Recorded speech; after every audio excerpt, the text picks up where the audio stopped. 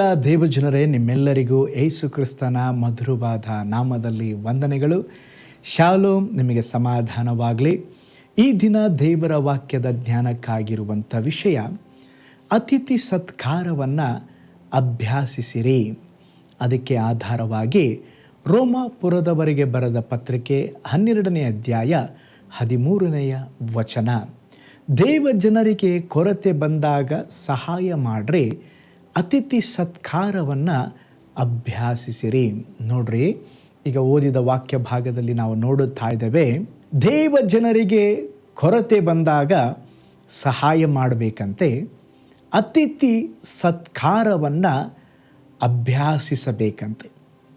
ಒಂದು ನಡೆದ ಸಂಭವವನ್ನು ನಿಮ್ಮ ಜೊತೆಯಲ್ಲಿ ಹಂಚಿಕೊಳ್ತೇನೆ. ಒಂದು ಗ್ರಾಮದಲ್ಲಿ ಇಬ್ಬರು ಬಡವರು ತಮ್ಮ ಅಕ್ಕಪಕ್ಕದ ಮನೆಯಲ್ಲಿ ಜೀವಿಸುತ್ತಾ ಇದ್ದರು. ಒಂದು ದಿನ ರಾತ್ರಿ ಒಬ್ಬ ವೃದ್ಧ ಹರಿದ ಬಟ್ಟೆಯೊಂದಿಗೆ ಬಾಗಿಲನ್ನು ತಟ್ಟಿ, ಸ್ವಲ್ಪ ಹಸಿವಾಗ್ತಾ ಇದೆ, ಸ್ವಲ್ಪ ಆಹಾರ, ಮಲಗಲಿಕ್ಕೆ ಸ್ವಲ್ಪ ಸ್ಥಳವನ್ನು ಕೊಡ್ರಿ, ನಾನು ಬೆಳಿಗ್ಗೆ ನನ್ನ ಪ್ರಯಾಣವನ್ನು ಆರಂಭಿಸ್ತೇನೆ. ಒಬ್ಬನು ತನ್ನ ಬಳಿ ಸ್ಥಳವಿಲ್ಲ ಎಂಬುದಾಗಿ ಹೇಳಿ ಕಳುಹಿಸಿಬಿಟ್ಟನು. ಆದರೆ ಅವನ ಮನೆಯಲ್ಲಿ ಎಲ್ಲವೂ ಇತ್ತು. ಆದರೆ ಪಕ್ಕದ ಮನೆಯಲ್ಲಿರುವಂಥ ಬಡ ಮನುಷ್ಯನು, ಅವನು ತನ್ನ ಚಿಕ್ಕ ಮನೆಯಲ್ಲೇ ಅವನಿಗೆ ಮಲಗಲು ಸ್ವಲ್ಪ ಆಹಾರ, ಅವನಿಗೆ ಬೇಕಾದಂಥ ಎಲ್ಲ ಅತಿಥಿ ಸತ್ಕಾರವನ್ನು ಮಾಡಿದನು. ಮರುದಿನ ಬೆಳಿಗ್ಗೆ ಈ ಬಡ ವೃದ್ಧನು ಅವರ ಊರನ್ನು ಬಿಟ್ಟು ಹೋಗುವ ಮುಂಚೆ ಸಂತೋಷದಿಂದ ನೀವು ಮಾಡಿದ ಎಲ್ಲ ಸಂಗತಿಗಳಿಗಾಗಿ ಥ್ಯಾಂಕ್ಸ್ ಎಂಬುದಾಗಿ ಹೇಳಿ ಒಂದು ಹಳೆಯ ಒಂದು ಬ್ಯಾಗನ್ನು ಅವರಿಗೆ ಕೊಟ್ಟು ಹೋದನು. ಅವರು ಬ್ಯಾಗ್ ತೆಗೆದು ನೋಡ್ತಾರೆ, ಆ ಬ್ಯಾಗಲ್ಲಿ 2 ಚಿನ್ನದ ನಾಣ್ಯಗಳಿದ್ದವು, ಆ ಚಿನ್ನದ ಕಾಯಿನ್ಗಳಿದ್ದವು. ಅದನ್ನು ಮಾರಿ ಚಿಕ್ಕ ವ್ಯಾಪಾರವನ್ನು ಮಾಡಿ ಅಭಿವೃದ್ಧಿಯಿಂದ ಸಮೃದ್ಧಿಯಾದಂಥ ಜೀವನವನ್ನು ಸಂತೋಷದಿಂದ ಜೀವಿಸಿದನು. ಪಕ್ಕದ ಮನೆಯಲ್ಲಿದ್ದನಲ್ರಿ, ಅವನಿಗಿಂತಲೂ ಇವನು ಬಹಳ ಶ್ರೀಮಂತನಾಗಿ ಮಾರ್ಪಾಟು ಹೊಂದಿದ. ನೋಡ್ರಿ, ಕೆಲವು ಸಾರಿ ನಮ್ಮ ಜೀವಿತದಲ್ಲಿ ಅತಿಥಿ ಸತ್ಕಾರ ಮಾಡುವಾಗ ದೈವಿಕವಾದ ಆಶೀರ್ವಾದ ಉಂಟಾಗ್ತಾರೆ. ಸತ್ಯವೇದದಲ್ಲಿ ಸಹ ನಾವು ನೋಡುವುದಾದರೆ ಅಬ್ರಹಾಮನು ಅತಿಥಿ ಸತ್ಕಾರವನ್ನು ಮಾಡುವಂಥ ವ್ಯಕ್ತಿಯಾಗಿದ್ದಾರೆ ಎಂಬುದಾಗಿ ಆದಿಕಾಂಡ 18:2-3 ವಾಕ್ಯದಲ್ಲಿ ಹೇಳಲ್ಪಟ್ಟಿದೆ. ಅವರ ಎದುರಿನಲ್ಲಿ ಬರುತ್ತಾ ಇದ್ದ 3 ಪುರುಷರು ಮುಂದೆ ಓಡಿ ಹೋಗಿ ಅವರನ್ನು ಎದುರುಗೊಂಡು ನೆಲದ ಮಟ್ಟಿಗೂ ಬಗ್ಗಿ, ನಿಮ್ಮ ಕಾಲುಗಳನ್ನು ತೊಳೆದುಕೊಳ್ಳ್ರೆ, ನೀರನ್ನು ತೆಗೆದುಕೊಂಡು ಬರುತ್ತೇನೆ ಎಂಬುದಾಗಿ ಮರದ ಕೆಳಗೆ ಹಾಗೆ ಒರಗಿಕೊಂಡು, ನಿಮ್ಮ ಹೃದಯವು ಸ್ಥಿರಪಡಲು ಸ್ವಲ್ಪ ರೊಟ್ಟಿ ತೆಗೆದುಕೊಂಡು ಬರುತ್ತೇನೆ ಎಂಬುದಾಗಿ ಒಂದು ಒಳ್ಳೆಯ ಅತಿಥಿ ಸತ್ಕಾರವನ್ನು ಕೊಟ್ಟು, ಸ್ತೋತ್ರ, ಅವರನ್ನು ಅತಿಥಿ ಸತ್ಕಾರ ಮಾಡಿದನೆಂಬುದಾಗಿ ನಾವು ನೋಡುತ್ತೇವೆ. ಅವರು ಊಟ ಮಾಡಿದ ಮೇಲೆ ಅವು 3 ದೇವದೂತರೆಂಬುದಾಗಿ ನೋಡ್ತೇವೆ. ಅವರು ಅಬ್ರಹಾಮನನ್ನು ಆಶೀರ್ವಾದ ಮಾಡಿದರು.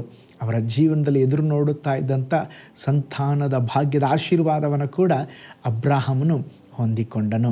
ನೋಡ್ರಿ, ಮಕ್ಕಳಿಲ್ಲದರಿಂದ ಅವರ ಜೀವನದಲ್ಲಿ ಸಂತೋಷವಿಲ್ಲದೆ ಇರಬಹುದು, ಆದರೆ ದೇವರು ಈಸಾಕನೆಂಬ ಸಂತೋಷವನ್ನೇ ನಂತರದ ದಿನಗಳಲ್ಲಿ ಕೊಟ್ಟರು. ಅದು ಯಾರಿಗೆ ಕೊಡ್ತಾರೆ? ಅತಿಥಿ ಸತ್ಕಾರ ಮಾಡುವ ಗುಣ ಇರುವವರನ್ನು, ಅವರ ಕುಟುಂಬವನ್ನು ಸ್ತೋತ್ರ, ದೇವರು ಆಶೀರ್ವಾದ ಮಾಡುತ್ತಾರೆ. ಅದಕ್ಕೆ ನೋಡ್ತೇವೆ, ಅವರಿಗೆ ಸಹಾಯ ಮಾಡಿದ್ರೆ ಇದಾಗತ್ತಾ ಅದು ಆಗುತ್ತಾ? ನೋ, ನಾನು ದೇವರನ್ನ ನೋಡಿ ಇತರರಿಗೆ ಸಹಾಯ ಮಾಡುವಾಗ ನಿಶ್ಚಯವಾಗಿ ನೀವು ಅತಿಥಿ ಸತ್ಕಾರ ಮಾಡುವುದನ್ನು ನೋಡಿ ಕರ್ತನು ನಿಮ್ಮನ್ನು, ನಿಮ್ಮ ಕುಟುಂಬಗಳನ್ನು ಬ್ಲೆಸ್ ಮಾಡ್ತಾರೆ. ನೋಡ್ರಿ, ಇವತ್ತು ಅನೇಕ ಜನರಿಗೆ ಯಾರಿಗೂ ಸಹಾಯ ಮಾಡಲು ಅವರು ಮುಂದೆ ಬರುವುದೇ ಇಲ್ಲ. ಅವರಿಗೆ ಸಹಾಯ ಮಾಡಬೇಕಾ, ಉಪಚಾರ ಮಾಡಬೇಕಾ ಎಂಬುದಾಗಿ ಅಸಡ್ಡೆ ಮನೋಭಾವದಿಂದ ಇರುತ್ತಾರೆ. ಆದರೆ ದೇವರ ವಾಕ್ಯ ಹೇಳ್ತದೆ, ನಾವು ಅತಿಥಿ ಸತ್ಕಾರ ಮಾಡಬೇಕಂತೆ. ನೋಡ್ರಿ, ಚಾರೆಪ್ಯದ ವಿಧವೆ, ಅವಳ ಮನೆಯಲ್ಲಿ ಸ್ವಲ್ಪ ಹಿಟ್ಟು ಎಣ್ಣೆ ಮಾತ್ರ ಇತ್ತು.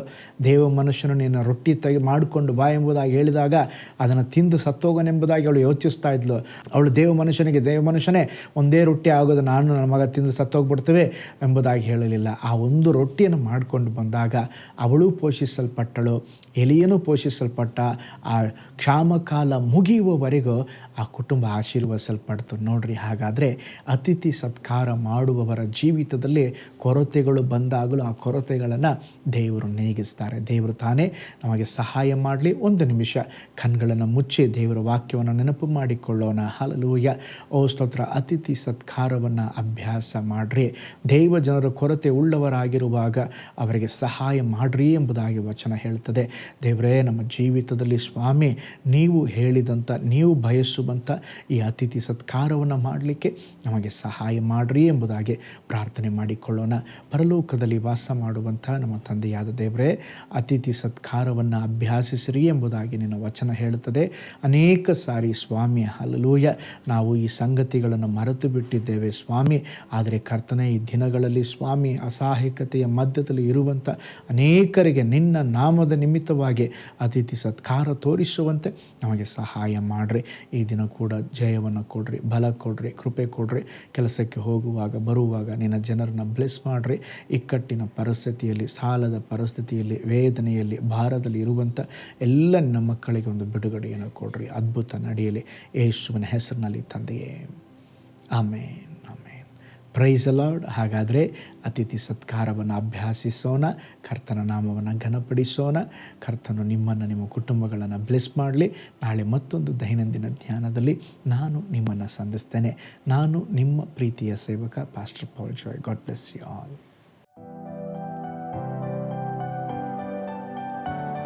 ಕರ್ತನಲ್ಲಿ ಪ್ರಿಯರೇ, ಈ ಸಂದೇಶ ಮತ್ತು ಪ್ರಾರ್ಥನೆ ನಿಮಗೆ ಆಶೀರ್ವಾದಕರವಾಗಿದ್ದರೆ, ದೇವರು ನಿಮ್ಮನ್ನು ಪ್ರೇರೇಪಿಸಿದರೆ, ನಂಬಿಕೆಯಿಂದ ಸಾಗುವ ಈ ಸೇವೆಗೆ ನಿಮ್ಮ ಅಮೂಲ್ಯವಾದ ಕಾಣಿಕೆಯನ್ನು ಬಿತ್ತಿರಿ.